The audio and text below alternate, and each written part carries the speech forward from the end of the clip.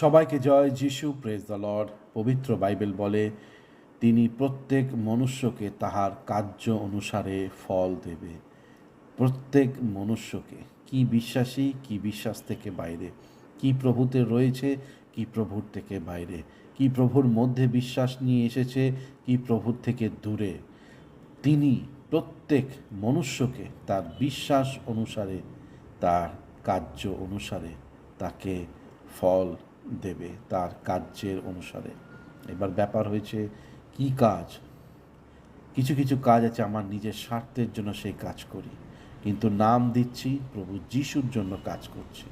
যদি সেই রকম হয়, বাইবেল আমাদেরকে বলছে তিনি প্রত্যেক মানব জাতিকে তার কার্য অনুসারে, তাই না, সে বিচার করবে। তো সেই হচ্ছে ব্যাপার।